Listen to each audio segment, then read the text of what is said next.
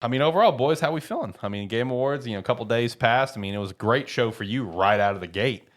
Right out of the gate. Show was made for you with the pre-show. I always like pre-shows. Yeah. Who would have seen that one coming? Pre-shows are great because it's where announcements that like the general populace are probably going to get excited for, which means that's usually where a lot of stuff I'm going to get excited for comes from. Right. But yeah, no, pre-show is great.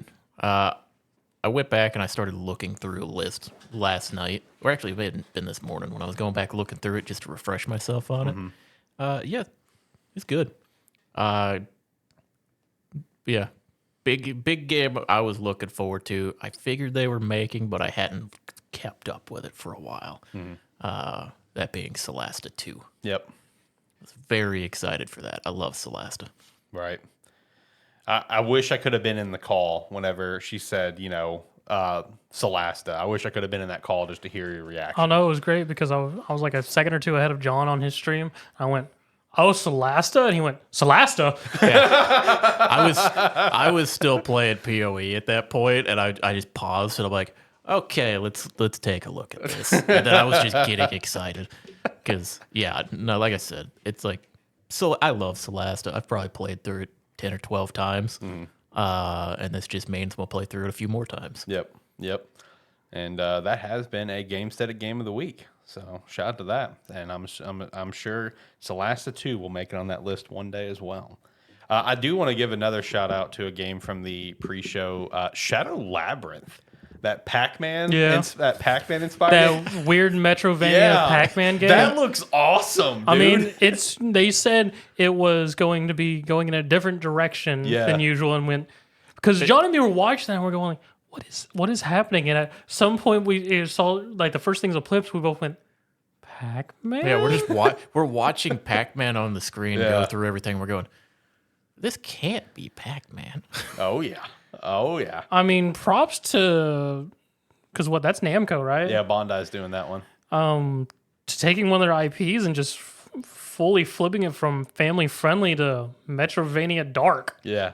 Like I watched that trailer back this morning, and it's like I remember it sticking out to me last night, but I watched it again this morning, and I was just like, that looks sick, man. I want to play that. I mean, from that trailer, it looks solid. Yeah. It's just having to wrap your head around it's Pac-Man. Right. Yeah, that's the thing. That's the thing to kind of wrap around. I mean, I love seeing those situations where you take an IP and just take it in a completely different spin, because it helps keep it fresh, and that's just like that's fresh. What do you mean fresh? Well, it keeps it fresh for the IP. I mean, they didn't even just keep it fresh. They just went full blown. Hey, here's a whole new product. Yeah, keeping it fresh would be like a new version that has like to me this is a new little version. Bit this new is a whole, stuff. This isn't a new version. This is a complete 180. 180, thrown out the window. See, well that's it's I guess this is how a I'm 180 defining after fresh. it's jumped out the window and fallen down a few flights. More or less how I'm looking at Dark Labyrinth is this is them going, this is possibly what Pac-Man's going to look like for the next generation. Yeah. And in terms of that, because all I can think of because the weirdness that is Pac-Man games and the 3D ones is just, I assume the bosses are going to be the ghost. I'm very curious how they're going to do that. Why are you possessed by some dark sphere that has to eat up cute little round balls? And is it going to devour your soul at the end? Right. Those are a lot of great questions, and I can't wait to find out because that is slated for next year. Yeah. Okay. I didn't look it up because I don't remember the name of it, but there were a couple great moments in that show where it's like, I don't remember if it was pre-show or not, where it was just, you recognize the name, you see the game that they've made before, and you go, wait, you're doing what? Yeah. Because it was the creators of Sifu. Oh, soccer game. That was wild. Yeah. God, what was it called? I have it in the show notes. Yeah, I know you had it in there, but I didn't look it up before. I was just thinking about it, and I'm like, me and Zach were both going, you're making what? Oh, rematch. Yeah. Rematch. Yeah. It's like, you're making what? Yeah. I mean, I trust you with whatever you're doing. True. But But it's still just like, oh, well, that's because I mean, watching the trailer of rematches, they fully integrated their combat system into soccer play. Yep. So I mean, what John said while we were watching, he was just like, this may not have a very large community, but once people get going, it'll be probably very entertaining to watch high level play, even mid level play of that game. Yeah, true. Also, for the pre-show, shout out to the meme continues of once again Nintendo did not win Best Family. As per usual, that's the Nintendo category where they had 3 nominees and did not walk away with a dub. They went to Astrobot. So shout out to that. I mean, if you're gonna lose it, if you're gonna lose your own category though, you might as well lose it to the one that's fucking sweeping the show. True. Which also, just speaking of, I mean, what's everyone's thoughts on Astrobot winning Game of the Year? I tried to say that I thought it was a possibility, but I was still pulling for Wukong. I mean, I would have been I was pulling for Wukong. Yeah. I mean, it's good for them. I mean, Yeah, true. The thing is, we all know that it's like a judges panel with like critics and stuff voting on for the winners of a lot of these. That game was made for them. True. I'm just glad Elden Ring did not win Game of the Year. Astrobot deserves it. It's one where a lot of people are a little bitter about it, I think. Oh, yeah. Because this year in particular had like the Game of the Year category is like everybody is has planted their flag on their game more than usual. Yeah. But yeah, no, it's like Astrobot winning. I mean, I'm not salty about it. It's still very much a game that deserved that nominee and the win. As John was saying, I'm pulling for a very specific game and expecting Wukong, but I mean, I'm not displeased or anything about it. Astrobot definitely deserves it. See, like, I haven't played Astrobot. I still really want to play Astrobot. I will be playing Astrobot hopefully soon. But like everything that I've seen about it, like when I first saw it and I saw the general reception around the internet, like I just felt like, okay, I genuinely felt like, I think I said it like a month ago. I was like, I really think that this could potentially win Game of the Year. Like it was just one of those games that I feel like just captivated the gaming community to like just a very unique, just fun level where it's just like, this is a game where it's just fun, period. And that's just kind of what's the most important aspect, in my opinion. Yeah. I was still really hoping for Wukong, but like by no means am I salty because like for me, like when I look at the list that we had, I mean, I really felt like Astrobot or Astrobot, Wukong, or Metaphor to me were the 3 that could have taken it. Yeah. In my very firm opinion, I'm just happy Elden Ring didn't get it. The one thing that I do hate about this is all the people that have not looked into Astrobot or played Astrobot, or it's just not part of their timeline, just completely trashing that it won Game of the Year because Black Myth didn't win. I'm just like, I love Black Myth. I've looked forward to this game since its reveal in August 2020, and I can tell you I'm not upset with Astrobot winning because I've seen what Astrobot's doing. See, my only thing, which I guess my thing is the whole panel of people who decide those awards and whatnot, even though there is voting and whatnot. My thing with it that I felt like would have kept Astrobot from winning was just the fact that it was a PS5 exclusive. I mean, I know PS5 is one of the best selling consoles currently, but it's stuck on one platform. Right. But hey, that obviously did not stop it. So Right. also, you naming your 3 games that could take it, doing a real disservice to Balatro. It It won a lot of rewards. The game that came out of nowhere and with one took the world by storm on mobile. But yeah, no, Astrobot deserves every award that it's won. Just that melody, just all those very good scores, and then Balatro. Yeah. With the Game Awards That was orchestra. my favorite thing. I was mentioning it when it was going through. Like, look at all these cinematically beautiful games, and we're about to watch cards being played. Hey, shout out to Balatro, man. That's another one that's just taken the world by storm, like legit. And it won so many awards. I mean, most of the categories it was in, it won besides Game of the Awards, Game of the Year, and I think Art Direction.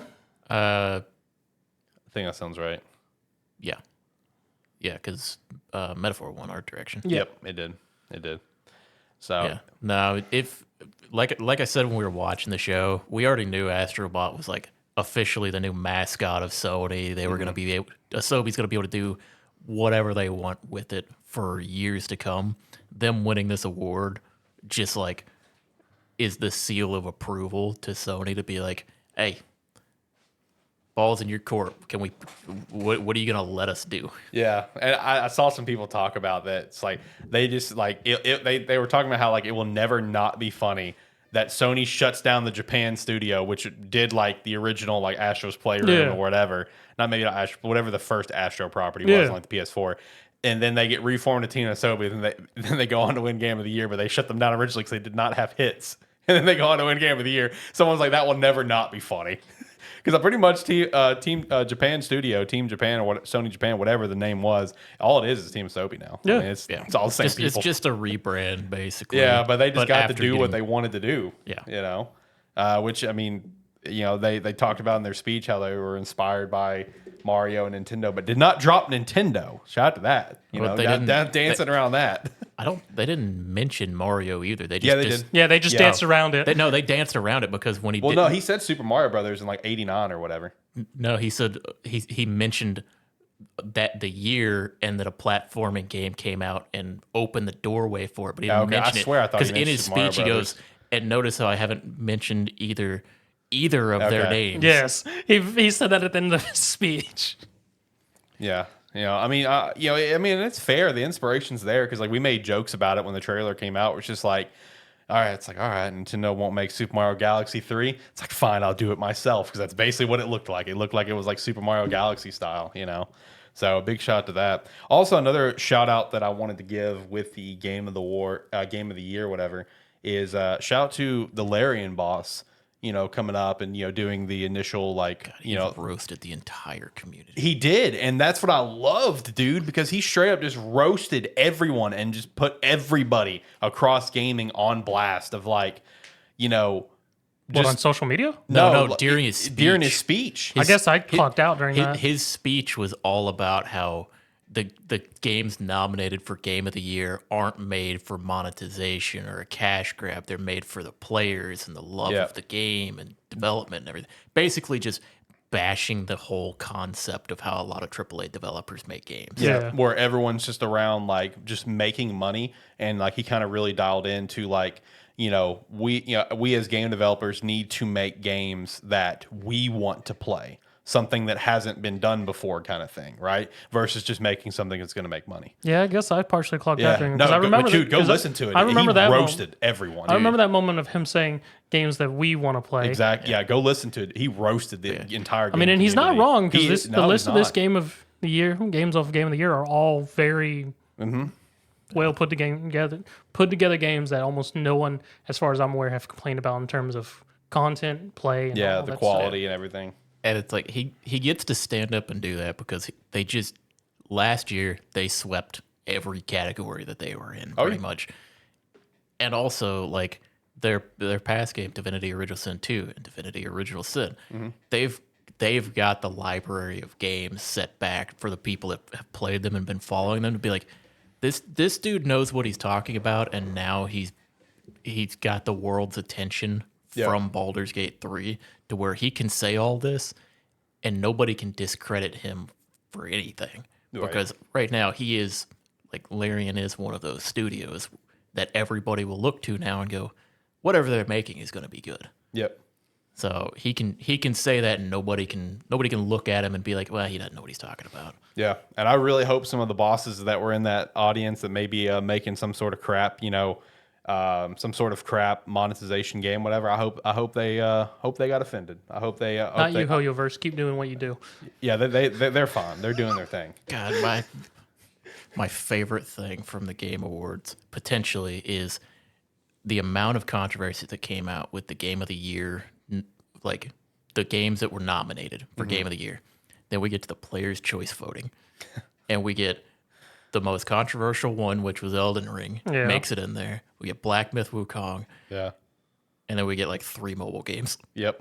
And were they all gotcha games? Yeah. Yeah. Like It was Wuthering. Wuthering Waves, Yeah. Zenless Zone Zero, and Genshin Impact. Yeah. It's like, okay, here we have the one single player game that everybody loved this year. We have the big DLC of the year, and then we have the 3 gotcha games controlling the universe right now. Basically. 2 that came out this year, 1 that's been going strong. Yep. It's like that's what people are interested in right now. Yeah. Pretty much. Yep. So shout out. Also, as we continue to go through the announcements and stuff, I do have like all the award winners here. Are there any particular award winners that you want to shout out? Because I've got two.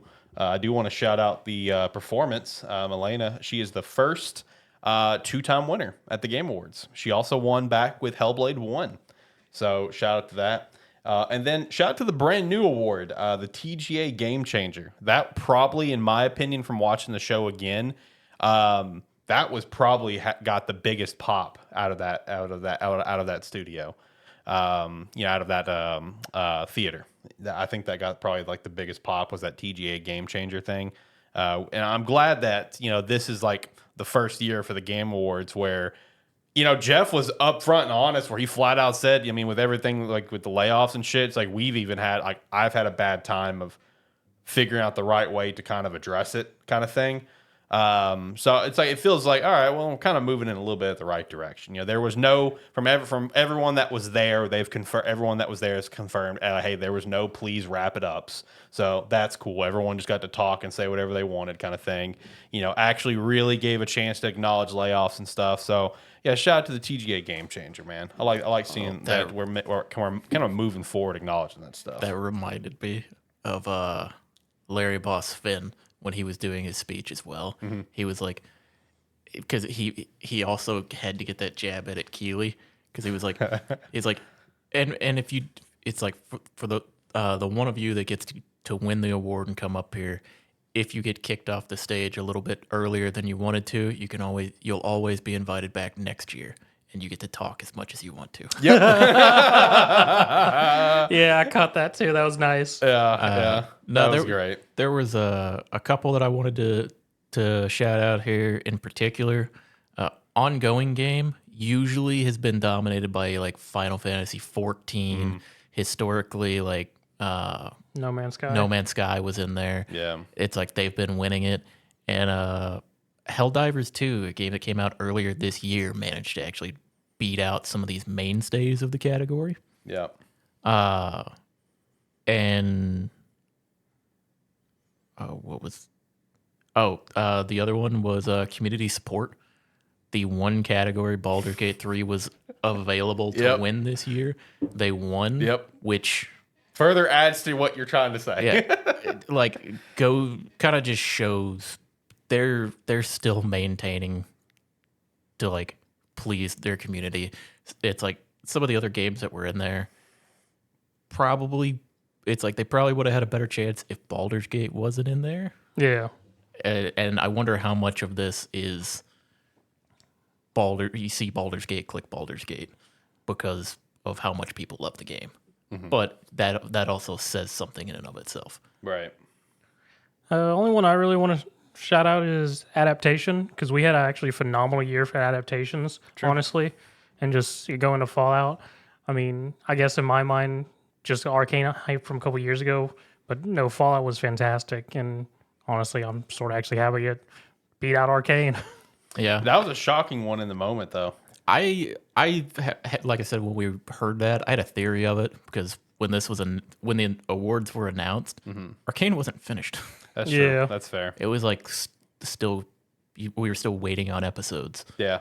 And that probably played some factors in. But also when we were in the moment, we were all chatting. It's like one thing to point out is like how much like Fallout like honestly kind of took over the world. I mean, Fallout did strong because like it pushed people to the game. Because like even some of my family members who, I mean, vaguely have a sense of what Fallout was because they probably seen me play it. Yeah. They ended up watching Fallout, and like my sister was specifically started asking me questions about it because she told me stuff about the show. I went, oh, okay.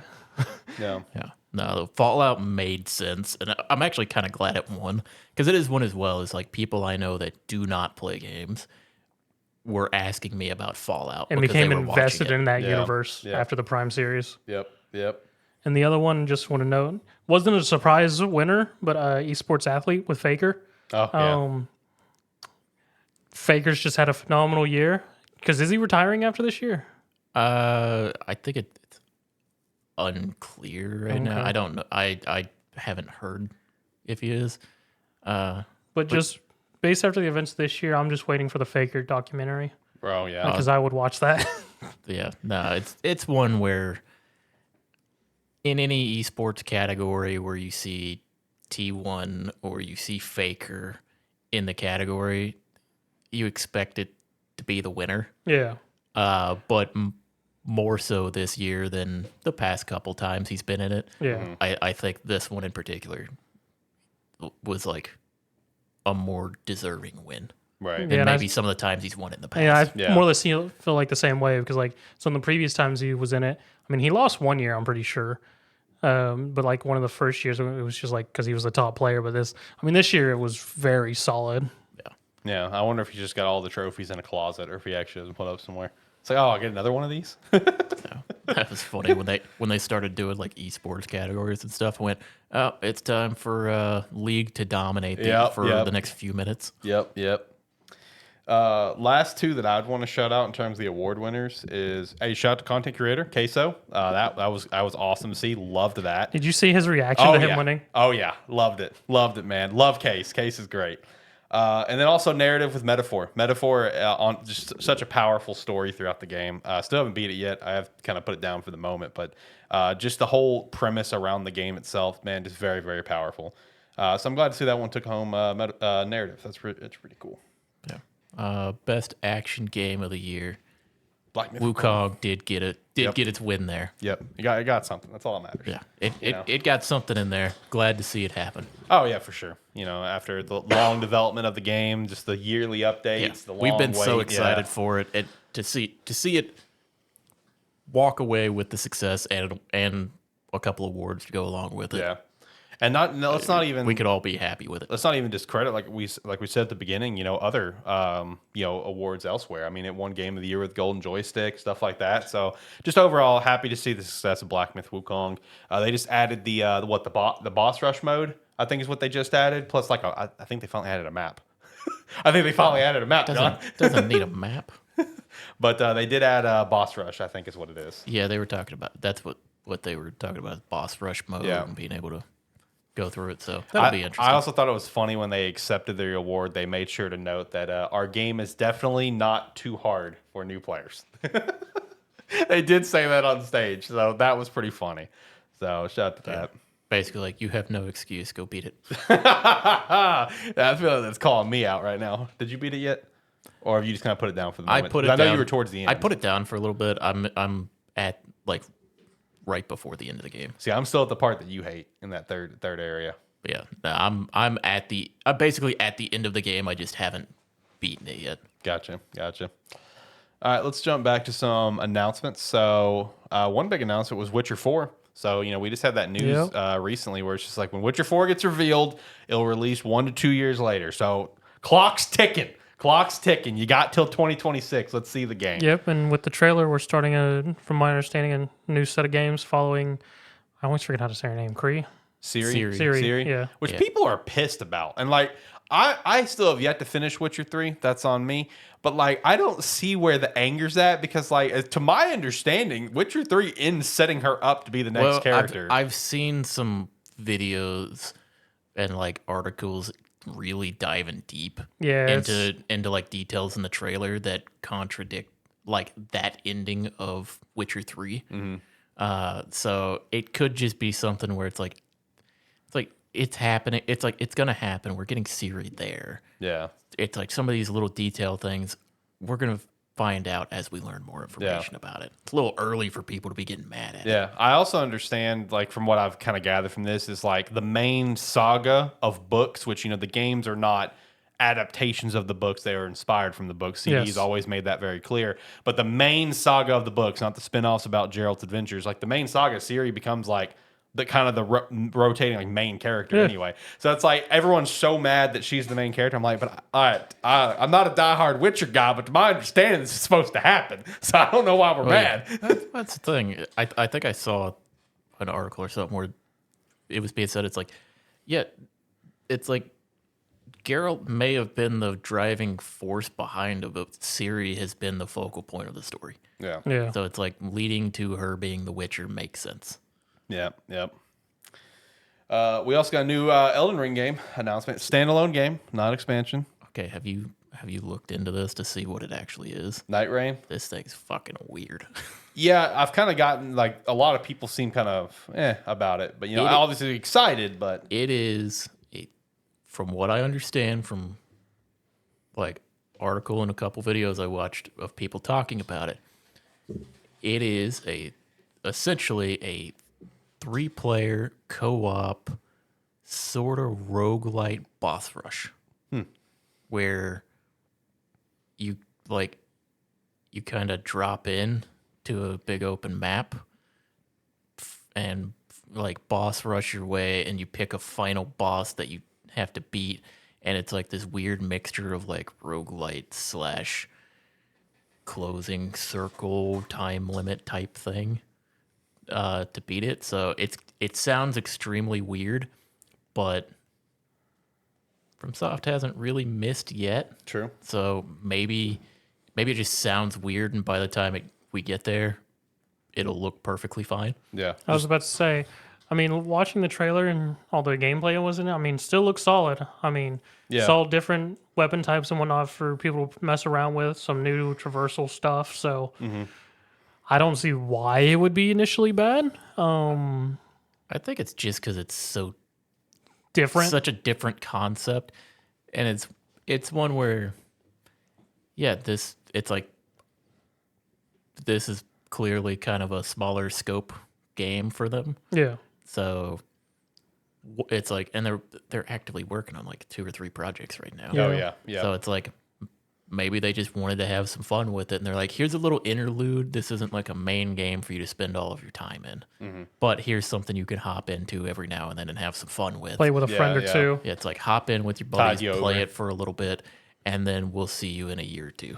Basically, which you know, a lot of people are gonna be excited about. A lot of general excitement around it, you know, because of how much Elden Ring took over the world. So, you know, we'll see if that gets nominated for Game of the Year next year. It can be a stacked year, but you know how much Jeff loves Elden Ring.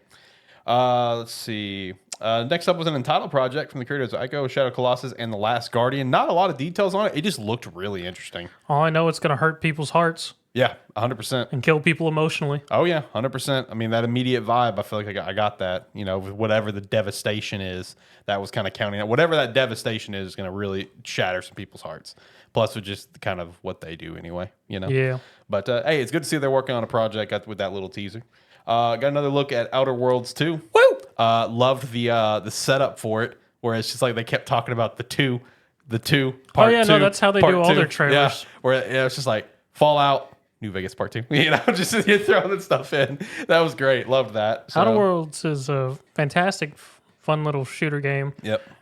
So, I mean, I've been excited since their initial trailer, like 2 years back. So, Yeah, it's like seeing this one and hearing, because they kept emphasizing it's like with the first one, it's like some of the problems in the first one we've learned not to do in the second one. So and then we've added a bunch of stuff we should have added in the first game. yeah, it kept being stuff like that. So I was like, I need to go back and play the first one again. I feel like to get ready to play this one. Yeah, because it's yeah. not. It's a great game. It's like I have a lot of minor complaints Yeah. with it that kind of add up over time, but the game's still great. I mean, Yeah. it's a fun, put together, quirky game.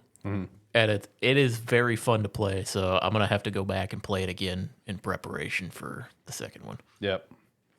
And then next up was probably my game of the showcase, and that was Split Fiction, Hazelight's new game. This just looked so good. Hazelight's game's doing solid. I mean, and even when he came out to present his own game, he was full. He knew what he had. He had all the confidence. He came out. He was cocky as fuck. Dropping He- F-bombs. He knew it.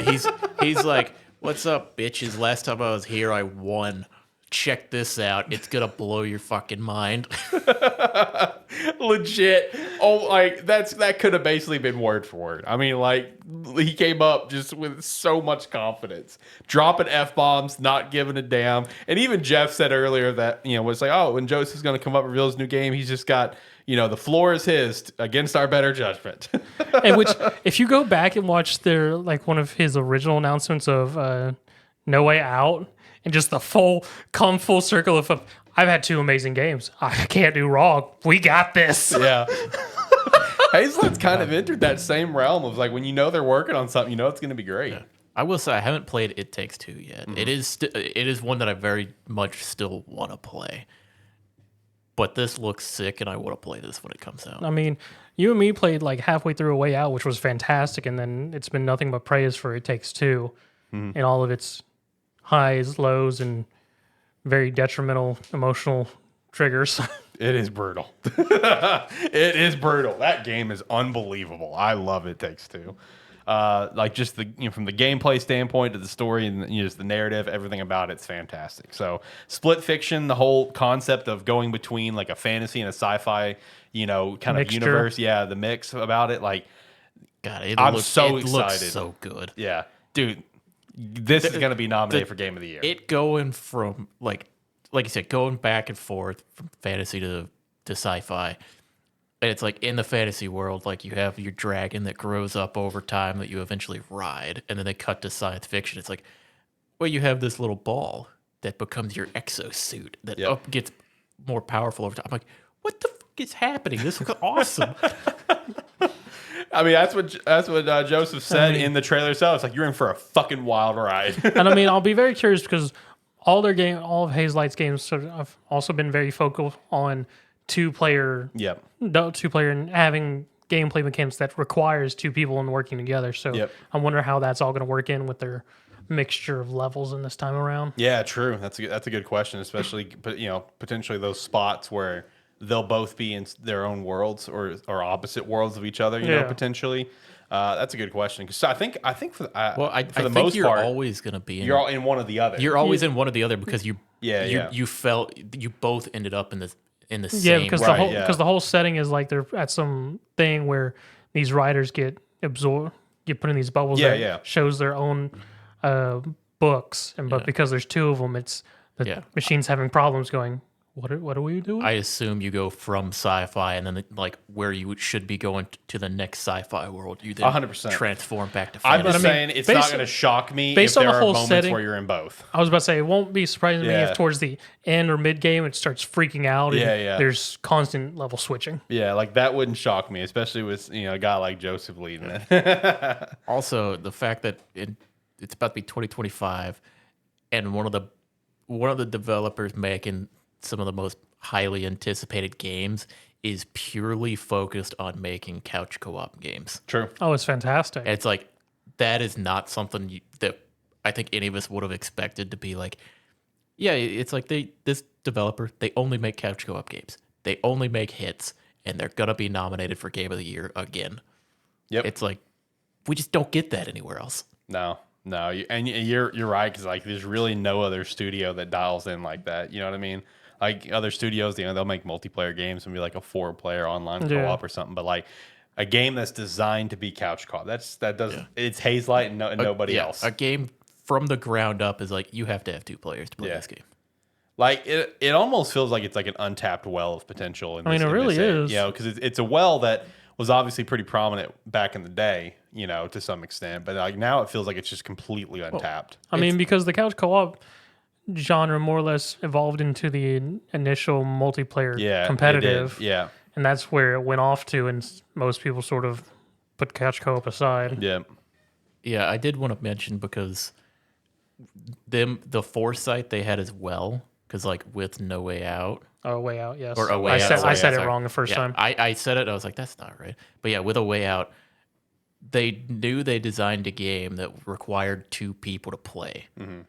But not to, like, you would both be playing the same story. So they had it in the game where only one of you had to buy the game. That's what I was going to say. Friend pass. And you could just invite them into it, and it would load it up. Yeah, all the other person had to do was download this free trial thing, and it would allow them access to play the whole game with the other person. Yeah, as long as one person had it, that's all you need. Yeah. And it's like it's like deciding you're making co-op games and then having that realization of being like, oh, people aren't going to want to buy this twice. Yeah, we'll just give it to the second player for free while they're playing. Yep. It's like that's another level of like understanding your customer base. Yeah, it's goated mentality, man. Like, and again, I feel like it's just an untapped well of potential that they have tapped into. It's like, this is where we're gonna make all of our money. Let's go. We're gonna have great memories along the way. So I wonder if anyone else will ever try to do something like that. We'll see. I'm going to be honest. Next time he announces their fourth game, I'm assuming he's just going to be decked out in gold and stuff. Oh yeah, 100%, 100%. He's gonna be just bursting out onto the stage while interrupting Jeff. He'll be like, this is my show hey, now. Hey, this is my segment. Go away. I own the Game Awards now. Next up, we got a full. I guess it was a full look at Borderlands 4. It was it was a first look at our Vault Hunters for this edition. Yeah. We got a look at our 4 Vault Hunters, some of the new areas, a bit of shout outs to some old characters, some weird reference to there's some cybernetic psycho war going on. Yeah, some war. I've seen people like there's a little discourse. People aren't the happiest with the designs of the new hero or the new Vault Hunters. They look kind of basic. People like I've seen some complaints. Yeah, initial look at them, there was no distinct qualities like we're used to with our Vault Hunters because I could not even take a glance at what any of them do. Yeah. Versus any other Vault Hunters, I'd be like, okay, I would assume they have something to do with this or whatever. Yeah. Because it didn't even look like there was a siren amongst them this time around. It didn't. I kind of assumed when it cut to the guy standing up on the kind of overseeing the war that had the psycho mask in his hand, I half assumed that was going to be the siren. Well, that'd be some sort of deep lore thing because it's in Borderlands lore, sirens can only be female. I know. It's like, but when it was just a shadowy figure, I was like, is this going to be the siren? Because so far I couldn't see one. Which I take that back. I don't remember if one of the twins from 3, I know it was able to gain the powers of the siren. That's what I thought. But they stole the power. Okay, that's what I thought. Okay. It's one where we saw a little bit, we didn't get to see a whole lot. It could be interesting. I was a little more interested in this trailer than I was when they announced Borderlands 3, so that's a plus. Yeah. There you go. So we'll just have to wait for more information. I was about to say, honestly, this trailer was more or less just like a full aesthetic look more than anything, because we honestly really didn't get a whole lot out of it besides Vault Hunters, and there's a war going on currently. Mm-hmm. This was like the first official reveal though? No. We saw the there was the initial burning reveal, which had the psycho mask and that. Well, I guess what I meant to say is this was the first trailer we got. Yeah, okay. Because before it was just we saw the reveal. psycho mask and knew that it was Borderlands 4. And we got a glimpse at the hand of what becomes our gigantic robo psycho lady. Oh, okay. Gotcha.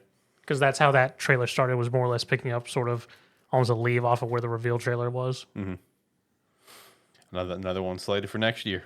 Loaded year. Next up, we had RGG. Yeah, then we had back-to-back Zach wins. Bringing back Virtua Fighter of all goddamn fighting series. We were so confused while this was happening. Because Virtua Fighter did not even cross my mind, because I have not seen a Virtua Fighter in years. Mm-hmm.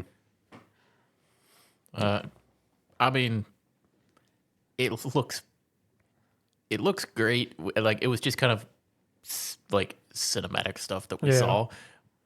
But if that's any frame of reference for what the game is actually going to look like, this game is going to be fucking beautiful. Oh yeah, no, Virtua Fighter is going to look fantastic. Yeah. But yeah, it'll be cool to see it. Did they actually say anything about it? I didn't think so. No, I just said it's back. That was it. I assume we'll see it again at Summer Game Fest. Yeah, and we'll probably see it again. We got a Fatal Fury coming back. We got a Virtua Fighter coming back. Yeah. Soul Calibur next, please. The fighting community is coming back into it. Soul Calibur next, please. Yeah, fuck off. Wow.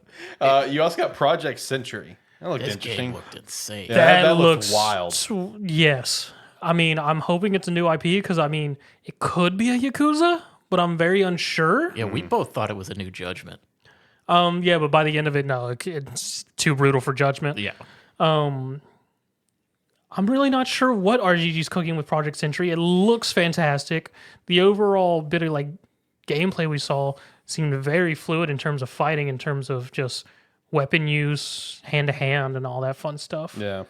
Which I can only assume it's not a Yakuza, seeing as they've said that most of the Yakuza are going to be going towards like RPG maybe for the while.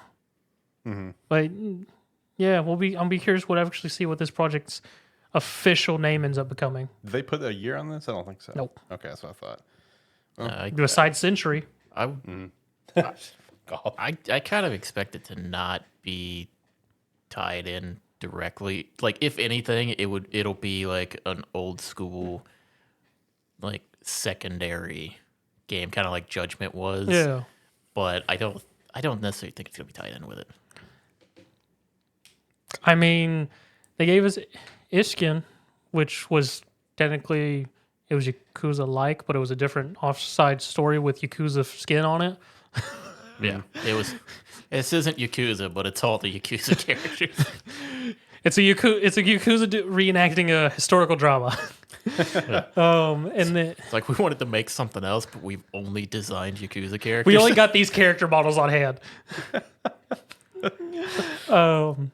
And then we got the wildness that was Hawaii. So Yeah. I mean, this could be a look at where the Dojima clan started. Maybe.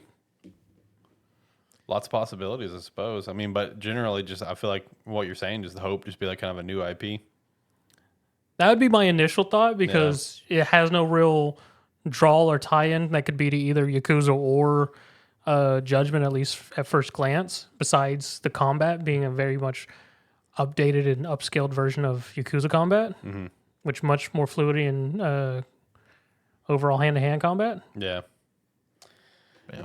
And Then we got another wild one. who had Turok on their bingo card? Yeah, for Nope. real, for real. One of the games, let's dust something off and bring something back. Turok Origins. Because like It started. It had like the jungle cut with like the big mountain or whatever in the background. I think it was about like 20 seconds and I went, Turok? I just started laughing because my brain had said Turok, but I was like, I'm not gonna say it because it's not. They're not doing Turok, and I'm just sitting there laughing the whole time. And then Zach goes Turok, and I'm like, surely not about that time. We see like the the dinosaur, dinosaurs. and I'm like, oh god, it really is. It's really Turok. Whoever had Turok on their bingo card, fantastic prediction from you. Yeah, props. There's like, I think there's gonna be a new Turok soon. We got to see what looked like some gameplay. Did we get some gameplay in it? It looked, a little bit, yeah. Yeah, we got a little bit of it. It looks pretty good. Yeah. It better be. Yeah, especially to dust that off. It looks pretty good. The last Turok game I think was on PlayStation.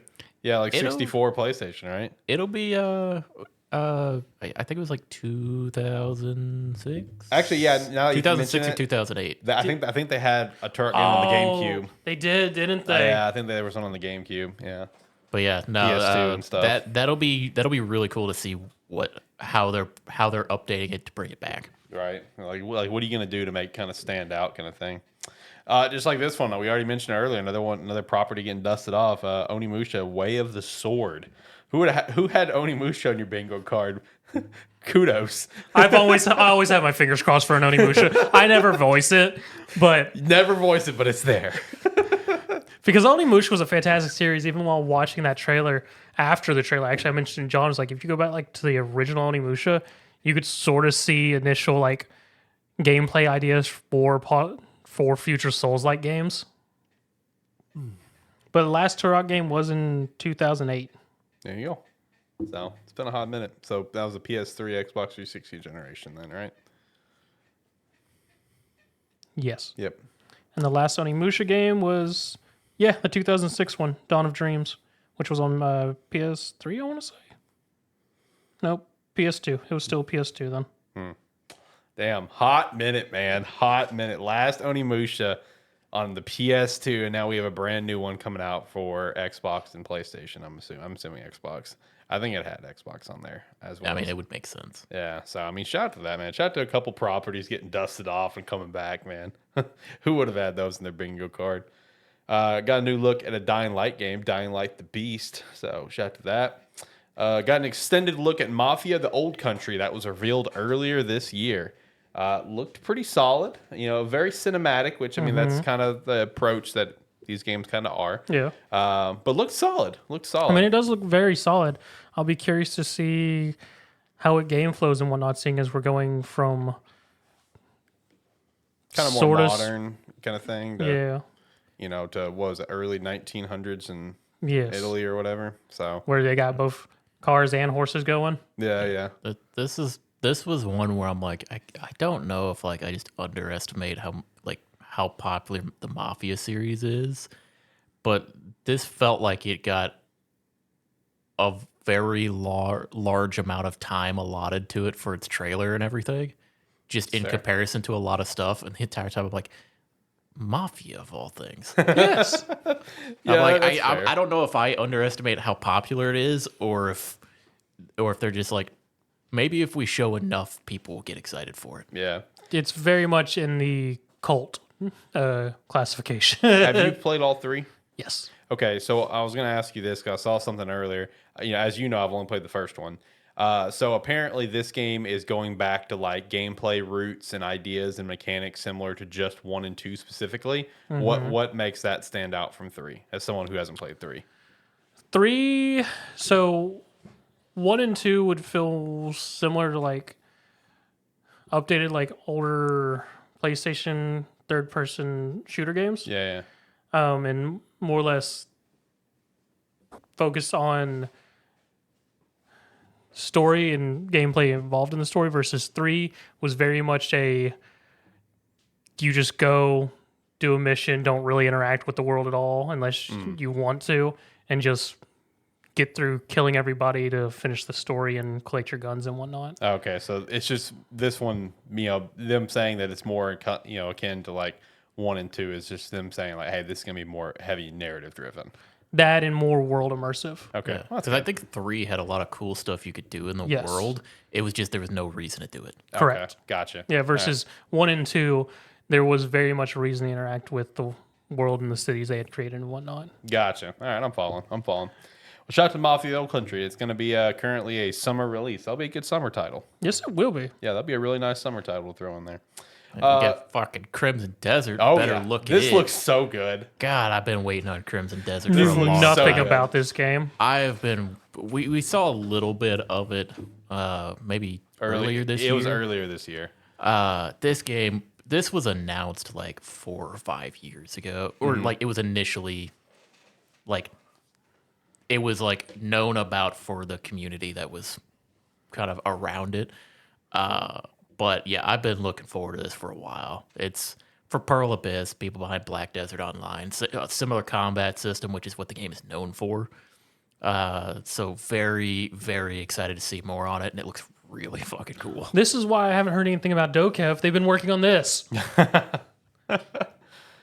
I got really distracted by the start of, I'm assuming, Saturday night. It main was event. really bright flashing lights. It there. was, and I saw the bright flashing off your face, and I'm like, where is that coming from? I can only assume that's going to be very interesting to watch on the video. I could see the reflection of it in his glasses. And I was just like, trying. what is that? I was trying to not get distracted, but it was really bright. But shout out to Crimson Desert though. The revealed, like not the reveal, but the trailer they did earlier this year looked incredible. This looked even better. Like I have not played Black Desert, but like the trailer that I saw earlier this year immediately got me interested in this game, and this trailer further delivered me being very interested in this game. It looks great. Yeah, the thing with like Black Desert and going into Crimson Desert is combat is gonna be king. Yep. It's like Black Desert has such a fluid, fun combat system that people wanted to. Because Crimson Desert originally, I think, was supposed to be just like a PvE focused Black Desert Expansion.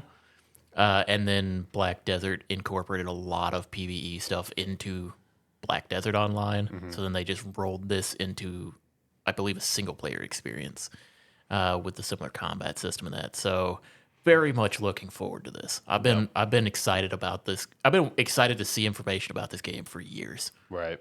Yeah, I mean, it definitely stands out. It's one of the standouts of the show. For me personally, it'd probably be like my second favorite thing from the show behind Split Fiction. You know what my standout is? What's that?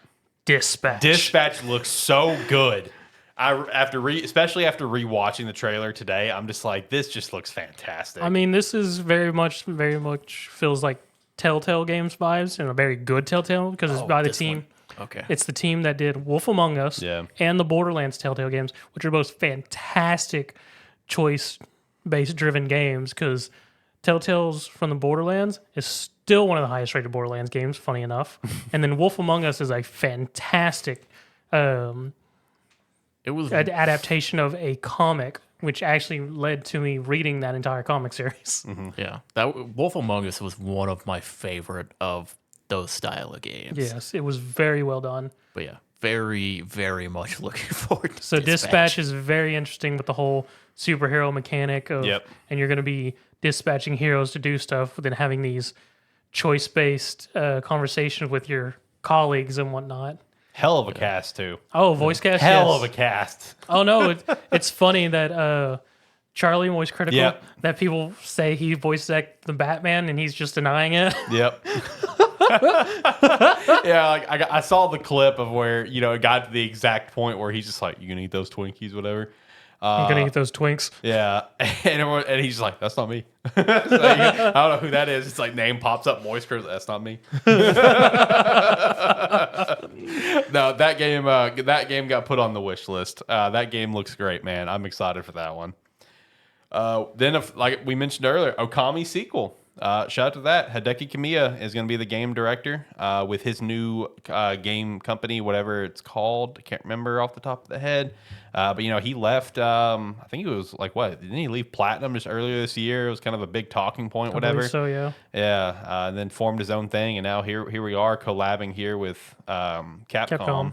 To do Okami, a sequel for it. So, and of course, in natural fashion, which it should, literally immediately after this, the Okami HD remaster was going on sale everywhere for like $5. So it's like, go play the game, guys. Go play the game. Get ready. Get Okami. Go piss on stuff. This is one of those ones like the Okami sequel. Really cool to see it. Yeah. But this is one of I'm assuming those instances where that we've all complained about over the past few years, mostly me and you, at least of the three of us here, where it's like we see this ain't coming out for a long time. Oh no. And it's like, yeah, it's cool to see, glad to see it, but also, did we need to announce it potentially 4 or 5 years before it's gonna Release. come out? Yeah. Here's the funny thing: out of all the dusted off Capcom properties, did any of them have an actual release date? I don't think they did. I don't think they did actually. No, I think it's Capcom more going, hey, look We're at back all in- this stuff we're bringing We're back you. in the game. It's like, hey, look at all this stuff we're bringing you. We're making games again. Go play Monster Hunter. Yeah, go play Monster Hunter. Hey, don't worry. There's going to be a Resident Evil 9 coming out soon. Yeah. But just know, this is coming at some point as well. We got more stuff. We're not like Ubisoft. Yeah, we're not going to focus on two things all the It's like, time. you're gonna have stuff to play when you finally get done playing Monster Hunter. Yeah, because Capcom really did just kind of dial it in where it's like, well, you're going to have Monster Hunter Resident Evils nonstop, and on the rare occasion, we'll give you a Mega Man game, I guess. But we're at Monster Hunter and Resident Evil. So it's just like now, it's like, oh, well, hey, here's all this. Yeah, it's like, here's all your hopes and dreams coming true. Can you say it like that you didn't get a whole revamped Battle Network collection? Love that thing. Have yet to actually dive into it, but I love that it exists. It's on my shelf proudly. And then the last announcement was Naughty Dog's new IP, Intergalactic: The Heretic Prophet, which didn't really get actual gameplay. It We was just got all, a name drop, didn't we? It got a name drop, and it yeah, was and then kind just of like like a cinematic trailer. That's trying it. to give you a vibe of what it would potentially be, like Yeah. a sci-fi bounty hunter type game. I'll tell you this one thing that kind of like, I'm not sure if I'm a big fan of that with the vibe of the game. But if I remember right from the description of the game, everything that's gonna happen is all gonna take place like on a singular planet. It's just like, what's the point of the space thing then? Like, I understand we're a bounty hunter, we're trying to maybe do one thing, whatever, but it's like, We don't need to see the spaceships then. yeah, exactly. We don't need to see the Porsche spaceship, It's just a setting, God, bro. no. I know it's the setting, but it's like I get the vibe that we're gonna go to other places. They needed advertising. They did. There was a lot of it. There was a lot of it in that trailer. That few minutes in that trailer, there was a lot of it. But the one thing that reveal also tells us is that it gives us Naughty Dog's next decade slate of the Intergalactic remastered, the Intergalactic PC port, whatever. It's like, well, we know there's slate for the next decade, so there we go. It's one where cool to see that they're working on something. They're doing something different. Yeah. Don't. I can't get excited for it Yeah. because I don't know anything about it Yeah. other than bounty hunter stuff. Yeah. Still very early. Didn't have enough of a. It didn't vibe with me. Just this initial trailer. It may have vibed with some people out there, but for me, I was like, okay, well, I'll see you next year Yeah. if you have something more to show me. See, the thing that vibed with me about it is that, well, as much as I detest part 2, for the most part, Naughty Dog makes like a very sound quality game, right? Because my detestment for part 2 is just the narrative. I think the narrative, but the game is great. And the thing is, I think you were probably in the minority. Oh, on 100%, this. 100%. 100%. You're just like, this is my. You always emphasize your stance there, and I'm like, Yeah. yeah, everybody else likes it. I was about to say, everybody else likes Last of Us Part 2. They just hate Abby. I don't think the narrative is that strong. I've stood my ground on this, but it's a sound built game. You know, there are some high moments. Last of Us Part 1 is a good game. All the games they've done in the past, good games. So it's like I see Naughty Dog. I'm just like, well, it's gonna at least be a good game. Yeah. You know, I'll get it. At the very bare minimum, it'll probably be a 7 out of 10, 6 out of 10. I gave Last of Us Part 2 like a 4 out of 10 for me personally. That's the one rare exception. But the very bare minimum is just gonna be a good game. So it's just like, well, I guess we'll see more when we see more. So, but I mean, overall though, the Game Awards was damn good show because there was just a lot of like just interesting stuff that you never thought you would see. I was there. talking to somebody about it earlier today, and me and him were talking. He was like, "Yeah, it was sort of a weird Game Award show. I mean, it was good. It was built for all of us people in our 30s." Boy, you ain't lying. I felt my age come out a little bit in that show. Yeah, I could see it. I could see where some of that is because I know a lot of these. Yeah. A lot of these are games coming back, Right. but there's one in particular for me where I'm like, the beginning and the end of the show were the announcements that I got really hyped for. Yeah. Celesta and Crimson Desert. Celesta and Crimson Desert. I'm like, these are games that I've been waiting on for a long time. Yep. Most people don't know what these games are. Yeah.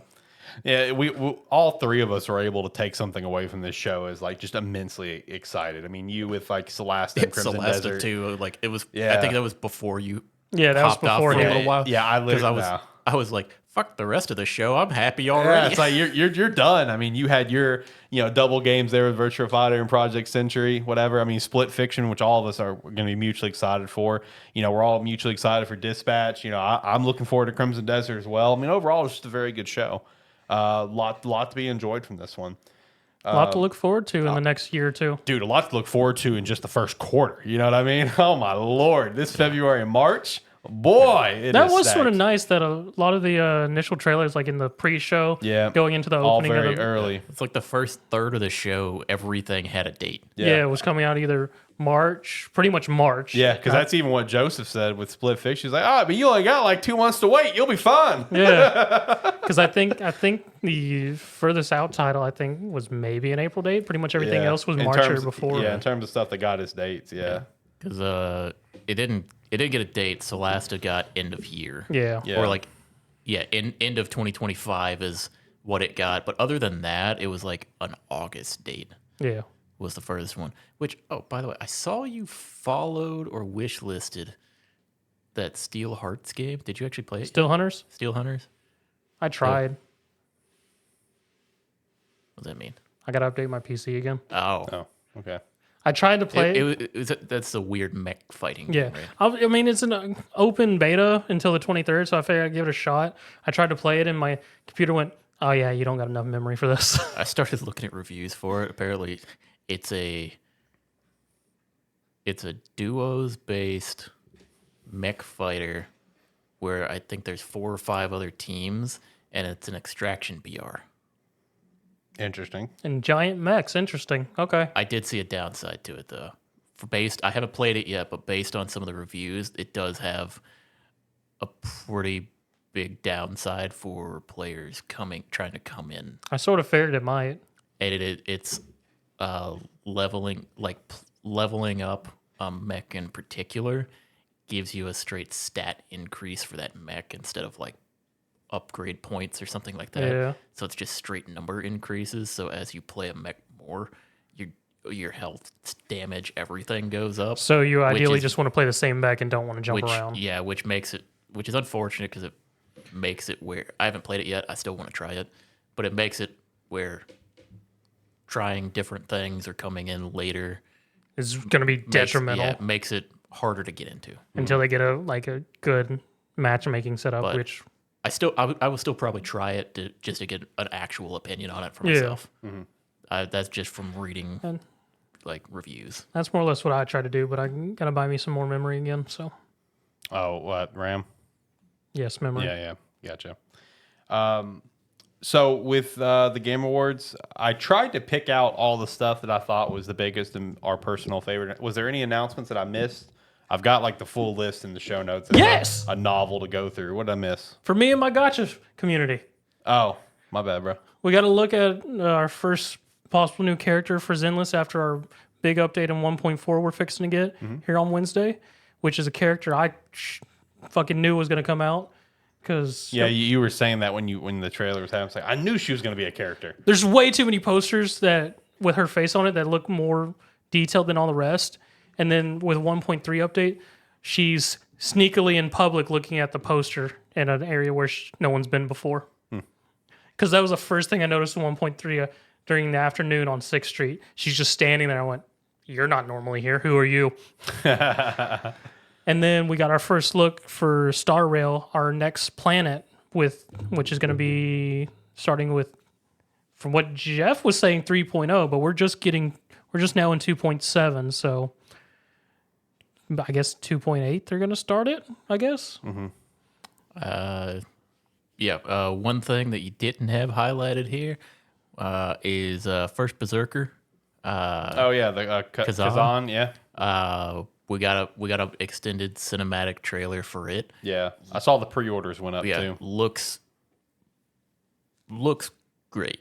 It's like this is one that I'm pretty excited to give a try. It looks insane. And then we also they are expanding the DNF universe again with another game. What was it? Dungeon Fighter Arad. Yep. Yes. I saw that too. So it's like that's kind of interesting to see happen. This is still wild to me how far DNF has gone. And then a game kind of, I guess, worth mentioning. I wasn't really expecting to see, but it looked decent, and as long as they made it good, I can forgive what appears to be kind of the branding behind it. But we did get the Game of Thrones RPG. Oh yeah, Yeah. It King looked, Sword or whatever. yeah, it looked decent. It's a kind of a little late for a Game of Thrones big RPG to come out. For 'Cause the they- first part of Game of Thrones. yeah, for that features, we saw most characters From or the most like HBO show. Yeah. most like pivotal characters from like the first or from Game of Thrones itself. So it'll be interesting to see how it plays. It kind of looked like you just play a character, An insert character. Yeah. like an insert character. Hopefully you're kind of doing your own thing while everything else is going on, and not kind of just like Altering the timeline. Here's a character that's just happens to be there during all of these events. It'd be more interesting if it was just like, hey, you got some shit going on, but you're gonna get interrupted by this story over here every now and then. So interesting to see it. Yeah. I guess one random announcement that I want to give a shout out to because they made it out to be such a bigger thing than it was the Sonic Racing. Because I was in the call with you guys for that one. It's just like, this property's come back with, with this next big game. It's like it started to open up and Zach's just like, what racing game is this? And we saw Shadow like unlock the car. It's like, Sonic? I'm like, that's random. And even Jeff was laughing about it. It's like, oh yeah, there you go. Sonic Racing Cross Worlds. And I'm just like, this feels like a really dumb announcement to make hype up a little bit, but all right, whatever. No big deal. But, I was gonna say Also- one other one that me and Zach both kind of jumped a little bit at. We're a little bit surprised to see Double Dragon Revive. Yeah. oh yeah. A new beat 'em up, a nice looking full 3D beat 'em up at that. Ones that I know other people are excited about, the Ninja Gaiden Rage Bound. Yeah. and then everyone's favorite non-indie game, Dave the Diver in the Jungle. Nah, thank you for clarifying. It's a non-indie. Appreciate that. Yeah, we need to make that perfectly clear for everyone. Some people in the industry doesn't understand that, apparently. Then one that I may dip my toes and see if it's anything interesting is that Thick as Thieves game. Oh, yeah, that did look really interesting, honestly. I saw that, and I was like, this feels like a Zach game. It's like, that was my first thought watching. It's like, that felt like a Zach game. Yeah. New Power World update. Shout out to that. I was just gonna mention Infinity Nikki because I think you were trying to talk to us during this one, and we were just like, yeah, we're not paying attention to you. You were, because you were, and I went, I can't help you, Alex. The dress-up gotcha game's on. Yeah, no. Christina's been playing it. She absolutely loves it. Also, Alex has also been playing it since it came out. That doesn't surprise me. Yeah, because Andy hit me up asking for Christina's username for Alex. It's like, yeah, they've been playing it. Like Alex been playing it nonstop since it dropped, and Christina's been a bit. Infinity Nikki has been the only thing to pull Christina away from my time at Sandrock, which she's already got like 150 hours on it in basically no time. Then we got a bit more look at a Frag Punk again. That game looks so much. I'm fun. glad you mentioned that because I missed it when I was scrolling through. That is like the one like team shooter. team shooter, yeah. that I look at and I'm like, I want to play that one. Yeah, that one. That one looks. We got like to see a lot more of the card effects, and power ups in it, and then it's like I didn't stop and read them all, but we did get to see like a big shot of them just throwing cards out on the screen that could potentially be there. So very excited for that to potentially play that. Right. But I mean, overall, top to bottom, I think it was a really good Game Awards. I think the flow of the show felt really good. Match one is done. Who was it? Sammy and McIntyre. Drew won, obviously. Yeah, missed it, but Yeah, obviously, Drew won. Also, shout out to Chelsea Green. She's going to be champion. Let's go. yeah, we've been Let's go. we've been fantasy booking that for a while. Let's go. Oh, I saw the post. It's like, shocking. Chelsea Green beat Bailey. I'm like, oh, it's over. It's over. It's over. It's Chelsea Green's title. Let's go. Speaking of games that missed their time, Squid Games Unleashed. Yeah, for real. That also missed its time, but people are still going to check it out for sure. Well, like I was telling Zach when they were showing it off, yeah, it's kind of missed the big window of it, and also it's funny that Crab Game it looks better than it. But they're timing the release for this to be right before season 2 comes out. Good timing, at least. so- Yeah, I guess in that regard, yeah. So and it's going to be a Netflix game, so people that'll be on Netflix looking for it Yeah, can go to the games and they'll see Squid Game there, which might make them just jump in and play it. true. What letter grade would you guys give the Game Awards this year? I'd give it an A-. I was going to say, yeah, B plus, A minus. I'd probably go B plus just because it was a very front-loaded showcase. If Yeah. it finished, like, I don't have the big connection to Okami or that, but if it was, and like the big Naughty Dog reveal at the end, while cool to see, is kind of nothing for the moment. Yeah, it's a nothing burger. But, so yeah, I'd say B plus. First, like, half of the showcase, I would give like a high A. Yeah. But it kind of petered off there for a little bit. Like we got a little too much nothing in the middle. But still, overall, great showcase. Yep. Probably the best one we've had. Yeah, no. For the 10th anniversary, he nailed it. He got a lot of good reveals, even if some of the really cool ones are pretty far off. It was still just, I guess it helped for the hype of the 10th anniversary. So shout out to that.